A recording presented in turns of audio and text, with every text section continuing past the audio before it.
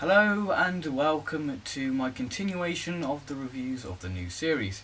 Now if you see me look below there or wherever, that's me looking at a stop clock because I don't want to make the video too long because it takes a lot of time to edit and of course uploading it. So yes, that's explaining what I'm going to be doing if I look there or what have you. So yeah, let's crack on with Series 2, the introduction series to David Tennant's Doctor.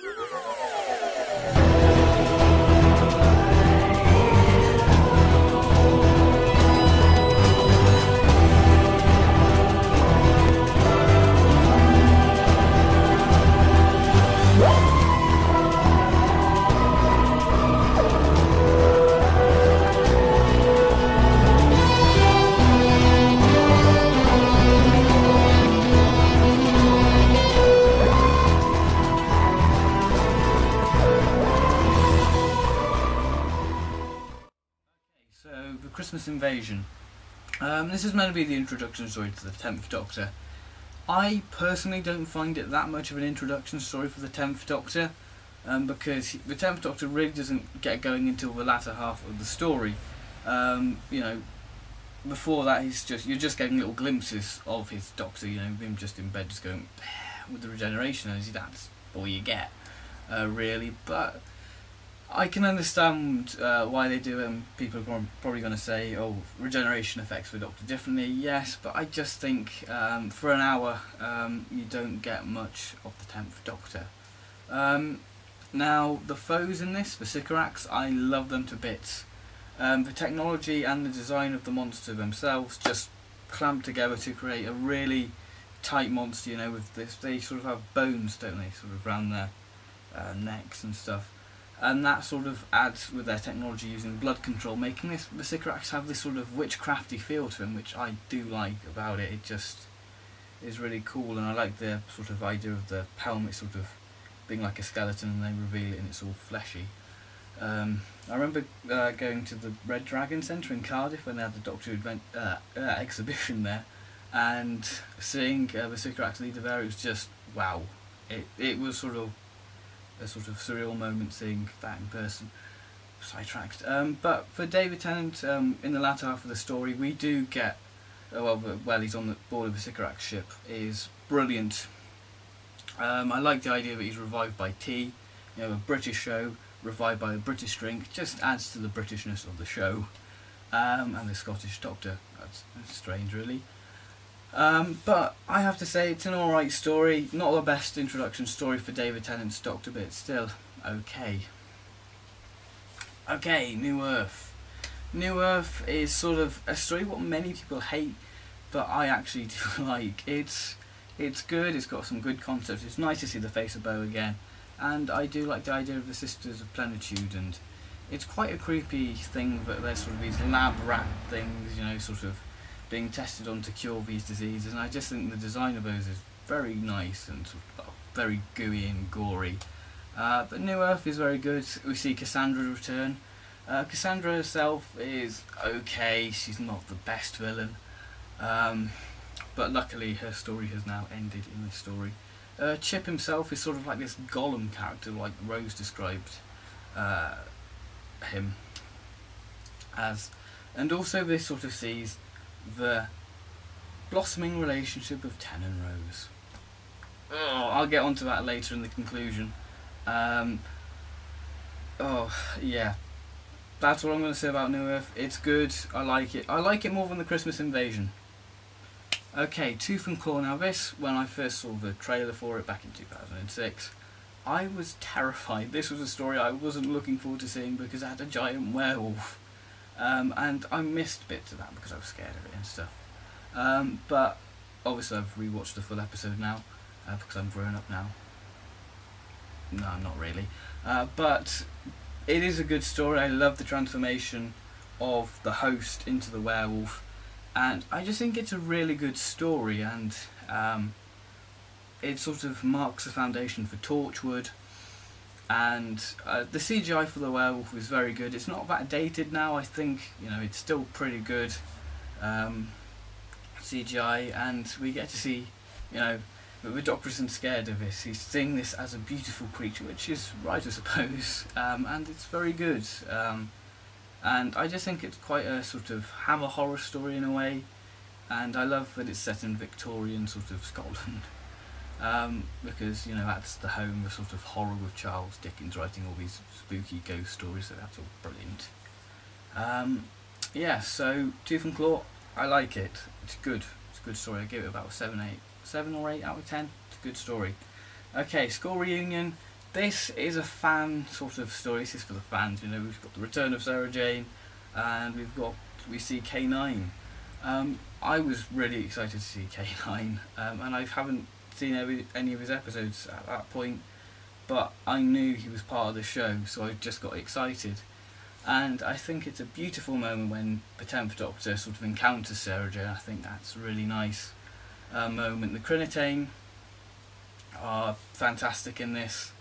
I do like the sort of idea of those. Sorry if I'm rushing through this, but I want to get this done as quickly as possible. The Headmaster, played by Anthony Head, is it? Fantastic. The confrontation between the 10th Doctor and his character around the swimming pool is definitely a chilling sort of thing, and we really do get a sense of the dark side of the 10th Doctor. School Reunion is probably one of the strongest from Series 2, in my opinion. Now onto The Girl in the Fireplace. The Girl in the Fireplace is probably my favourite from Series 2. I just love it to bits. It's fantastic. I love the Clockwork Droids, how they sort of blend in to their time zone, really, with the sort of Renaissance sort of Paris outfits. And yeah, I love the sort of idea that it's sort of got this gateway and it goes to a spaceship. I like the inclusion of Arthur the horse, and I have actually met that horse. Believe it or believe it not, it was at a show a couple of years ago, and yeah, I saw it perform and do all these weird stunts. There's a fun fact. Yeah, I love the story. I love the idea of Madame de Pompadour, and it's just brilliant. I love the Clockwork Droids, as I've said. I love that they're scavengers. I think they would work in Victorian England, you know, with you know, grave robbers. I think they work brilliantly in that sort of context. But apparently they're rumoured for Deep Breath. We'll have to wait and see for that. So yeah, Girl in the Fireplace, fantastic. Definitely recommend that one. Alright, so I believe it's for Cyberman 2-parter. Now, I was really excited for this story, but Rise of the Cybermen themselves, I think I like the idea of this sort of earpieces, but the actual Cybermen themselves are not really in it at all that much in the first half. I just think it's got a lot of padding, that episode, and it's sort of laying the foundations, which you can sort of give it, you know, let it off, but I don't really like it that much. So the Age of Steel I do like a bit more because we get a bit more cyber action, but not that much. But it's okay, it's average. I don't mind the Cyberman 2-parter, but there are better Cyberman stories out there. It's probably the decent Cyberman story of the new series. I like the idea of that they're in a parallel universe, but it just destroys the mythos of the Cybermen, what Kit Pedler created back in the 60s. Okay, so now onto the Idiot's Lantern. Now this is meant to be the real flopping point for Series 2. I don't mind it. I like the idea of the wire using television, as I've said in many videos, using an everyday object, very scary. I mean, using the Queen coronation is very good because this is meant to be one of the highly sort of anticipated television events back in the 20th century. I remember my primary school head teacher just blabbing about, you know, all of these people from their street come to watch it because they had a telly. That's a thing what sticks in my mind. It shouldn't really be on this video, but it's sort of related. Yeah, but the story does have a lot of padding. We do get to see the sort of we get a hint of the Time Lord Victorious, you know, with him sort of really going at Mr. Connolly, is it? And when Rose has lost her face and he's like really angry. But yeah, it's very good. Magpie is a sort of sly and devious character, and yeah, I think The Wire should stay as a one-off, one-hit wonder villain, really. Okay, so now on to the Ood two-parter. Now this is a brilliant two-parter. It's very sort of eerie. I mean, we've got, I'm trying to think of Gabriel Wolf, who voices the Beast character, and voiced Sutek. Brilliant, love Sutek. And did a fantastic job at playing this sort of Beast character. And I love the cliffhanger in this because it really did get you hooked seeing this massive pit. And I think the story really does evoke all the sort of supernatural sort of cult things, you know, with these sort of symbols and possession. It's got all the sort of things you want for a devil thing, really. The Ood themselves, I think, are brilliant how the Beast would use their telepathy thing, I think it is, to get into their mind to possess them. And the Ood themselves, when they're actually possessed, are quite terrifying. I mean, when you've got, when they're in this sort of vent, I suppose, crawling after the crew members, trying to get to some section, is definitely terrifying because, you know, you've just got this coming at you. That's a terrible impression of an Ood. No. But overall, it is a fantastic two-parter and is one of the strongest of that thing, of that, well, it's the strongest two-parter, I would say. It's quite good. Now on to Love and Monsters. I love this story. I'm lying through my teeth. It's a Doctor-like story and companion-like story. It's, most people hate it, and I'm on that side, but they hate it. Peter Kay, comedian, Doctor Who, what do you get? Nothing. You just get terrible stuff. I don't really want to spend much time about this. Exorbiloff, nice idea by the kid from the Blue Peter thing, but it just, this story could be a lot better. Just get rid of Linda, is it? I don't know, I haven't watched it since it came out because it's so terrible. I don't want to remind myself of it. Elton, from what I can remember, very good. Yeah, I love, the bit I like about it the most is probably the beginning with the Hawks, is it? Running on the corridor, Scooby-Doo. I like the Hawks. That story should be for the Hawks, not this, it tastes like chicken. You don't want that, no. Forget it, forget leaving that behind. Okay, so now I believe it is theatre. Okay, so this is a bit better. Love the idea of drawings, very good, interesting to say the least. But this sort of Isolus character, or kind of thing, okay, it's nice. It's sort of a lovey-dovey monster in a way that it's got lost and using a child. You feel sorry for it. And using the Olympic torch, very nice. Okay, it's okay, but it's still crap. So let's leave that. Now on to the finale, Army of Ghosts.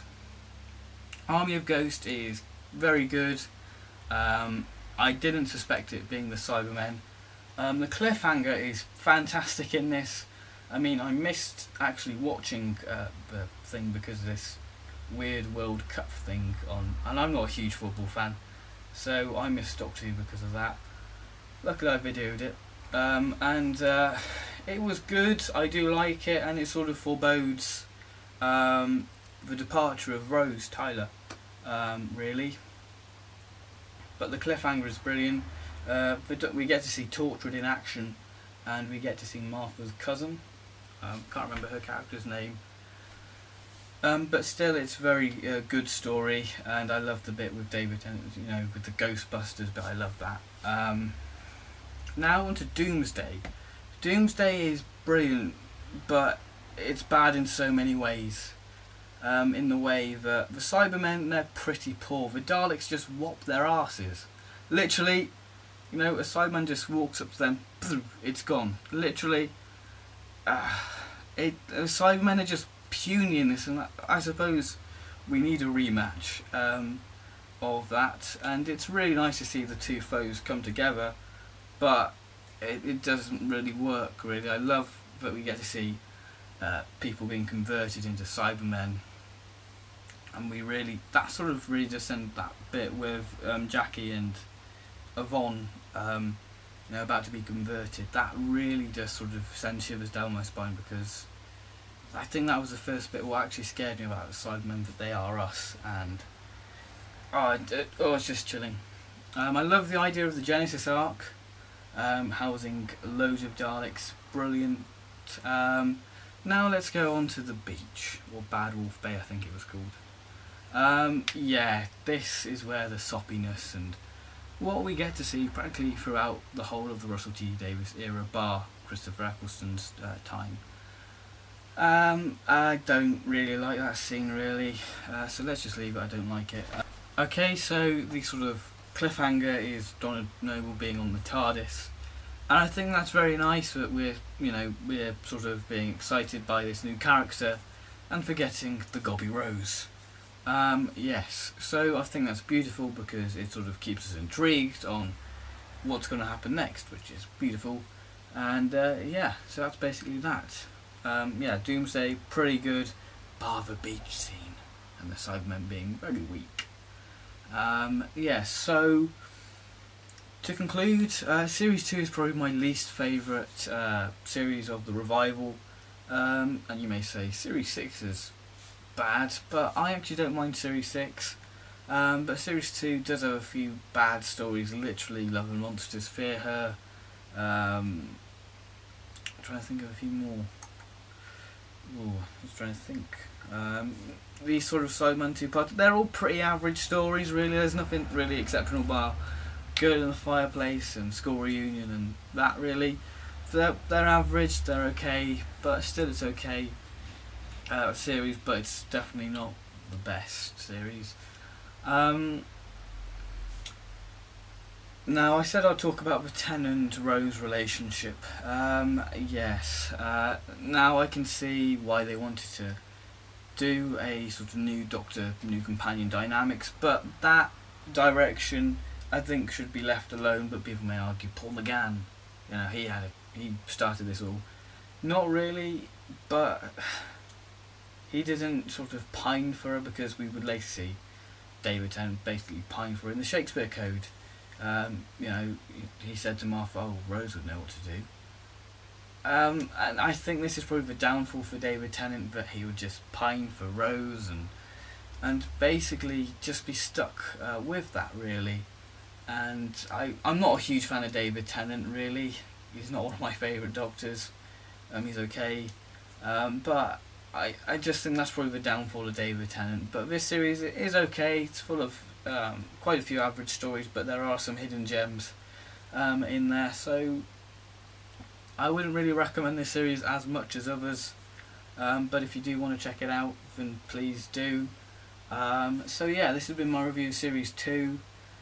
Yeah, don't type in Tennant-Rose on Google Images, because you'll get loads of fan art and God knows what you will get up. And please, for the sake of humanity, don't even read the fan fictions. I have heard what's in it. Well, I've heard what's in some of them, and my mind just went. Don't, whatever you do, your frustration levels will increase unless you are into Tennant-Rose, which I suspect there are people out there, and I will probably get dislikes for me saying I'm not a fan of it. Rose is okay with Chris Eccleston, with Tennant down. Yeah, so yeah, stay safe. Don't Google Tennant-Rose, for God's sake, no. But yeah, this has been my review of Series 2, and I will see you in my review of Series 3. So for now, goodbye.